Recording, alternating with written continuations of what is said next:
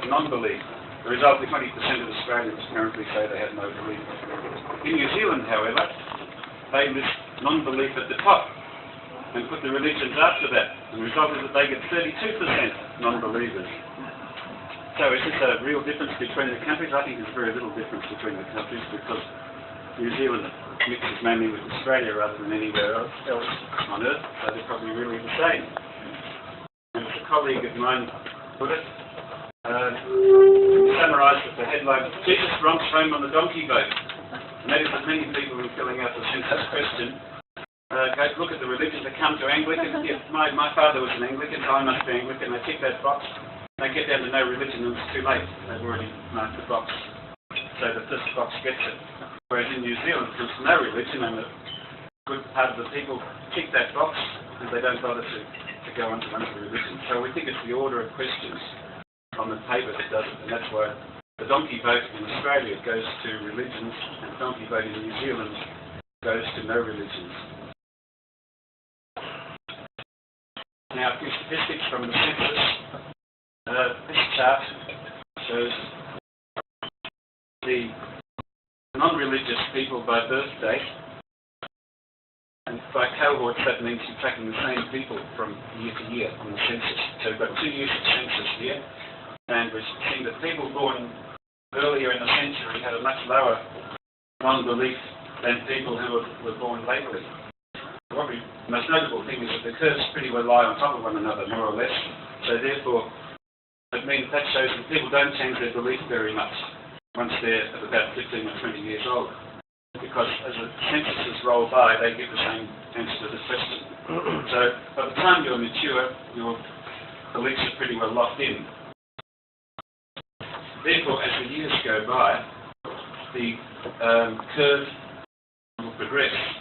So if we now look at the curve over here, this is the non-religious by age at the census, and we can see that the younger people are very much more non-believers than the older people.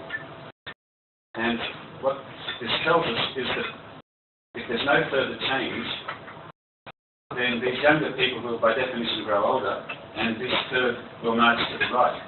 Every 5 years, that each census will be 5 years further to the right. And that's indicated somewhat by the latest curve, the red curve being something like 5 or 10 years to the right of the other curve.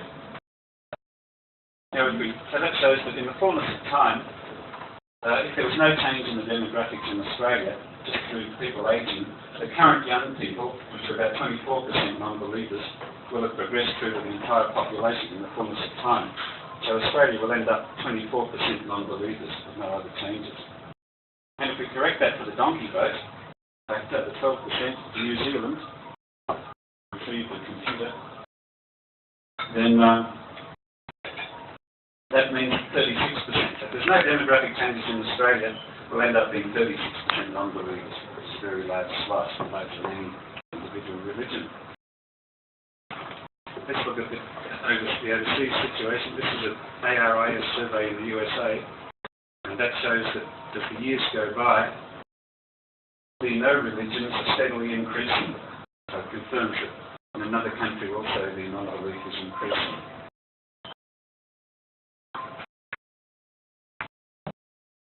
Now the Pew Forum results for the USA looked at changing your religion.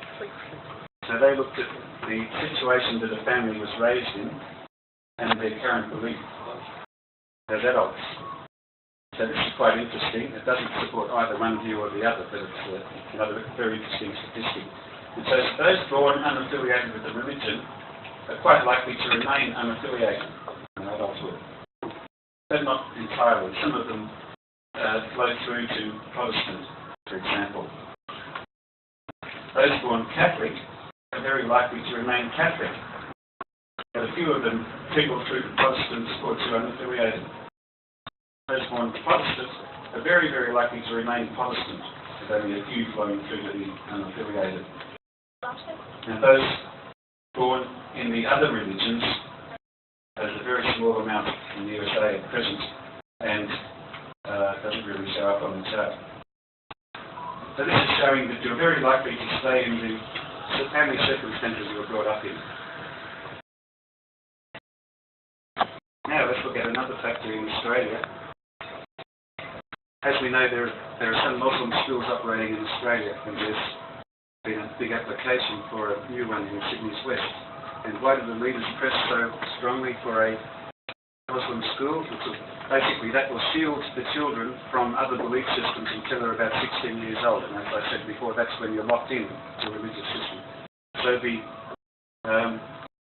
Muslim leaders know that the only way they can keep their children in their faith, despite all their threats of stoning should be changed faith, is to isolate them from the rest of the world by closed Muslim schools. So, so my point of argument here that atheism will win in the end is dependent on the fact that free speech and free education remaining in Australia, contingent on that. Let's look now at the Catholic Church. The price of petrol has been going up lately, as you know. So here's a Pope-mobile driving past the petrol station showing in the USA showing the gas prices. And I think the Pope is giving an utterance there which is very non-biblical about the high petrol prices. So maybe his next vehicle will be this. He's checking out the Vespa motorcycle, which of course uses a lot of gas. So maybe that will be the Pope's next vehicle. But as some of you know, I built my own Pope-mobile for World Youth Day a couple of years ago and drove it around the streets of Sydney, much to the attention of the police and the media.